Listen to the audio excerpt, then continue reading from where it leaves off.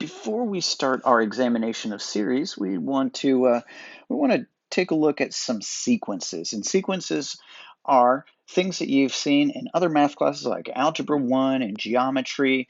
And the goal there was to figure out what the pattern was all about. Like, oh, do they add 2 each time? Or are they multiplying by 2 each time? Something like that with an application of inductive reasoning. But here our major concern is determine whether the sequence converges or diverges.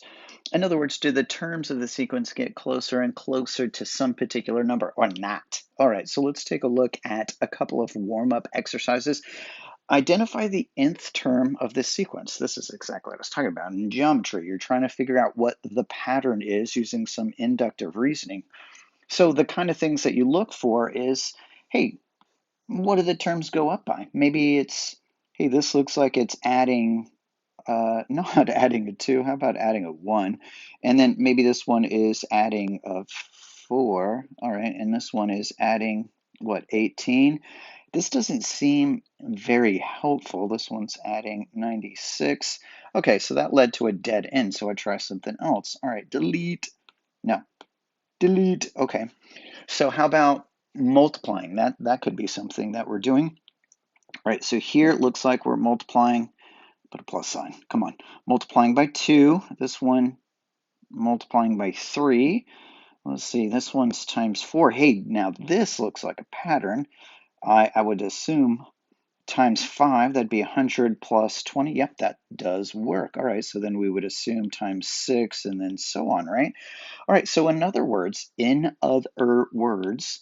I take this 2, essentially 2 here is equal to 2 times 1. Right, and if I take the 6 over here, the 6 is equal to 3 times 2 times 1. And then the 24, that sucker is 4 times 3 times 2 times 1. Does this look familiar to you? In other words, that is 2 factorial. And this one is a 3 factorial. 24 is a 4 factorial. 120 is 5 factorial.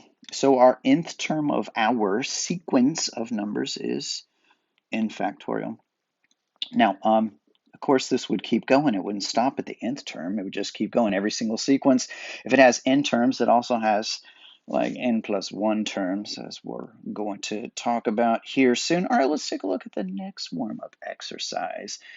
Evaluate -1 to the nth and -1 to the n plus 1 for n equals 1, 2, 3, 4, and so on. And what role do you think these expressions play in the nth term of a sequence?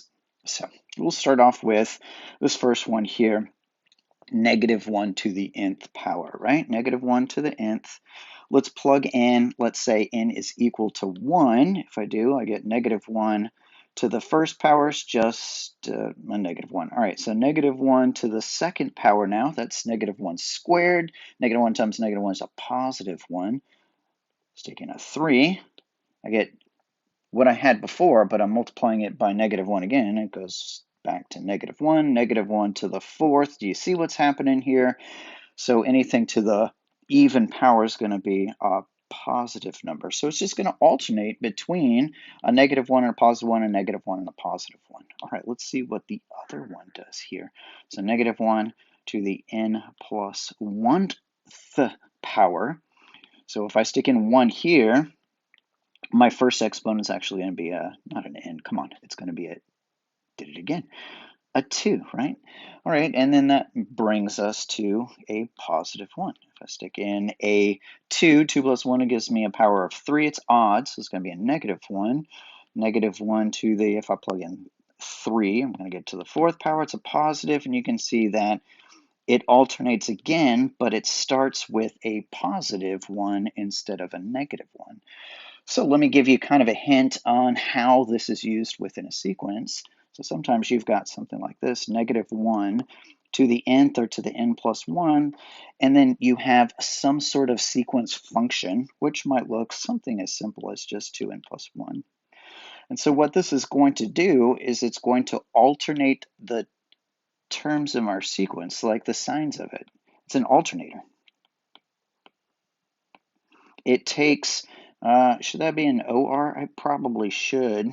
Con consult your nearest spelling bee champion, whatever. An alternator, it's going to make our terms positive then negative, or negative then positive, vice versa.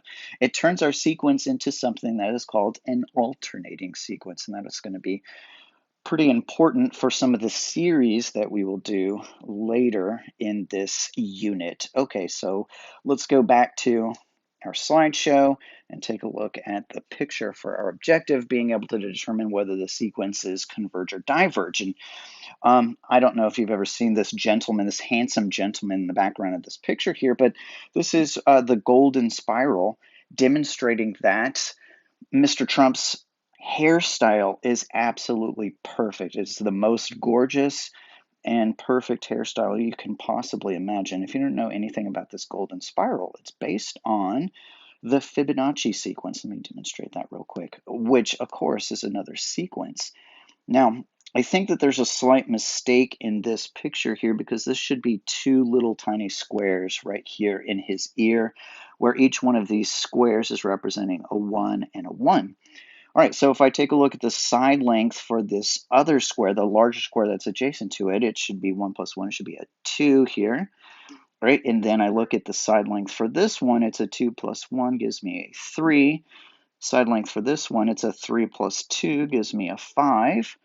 And then a 5 plus 3, this one gives me an 8. Have you seen this sequence before? I sure hope so. Then you have a 5 plus an 8 gives you a 13. And a 13 plus an 8 gives you a 21, and then so on. You get the, oh, well, I guess we could do one more. That gives you a 34 right here. 34, which of course is his age.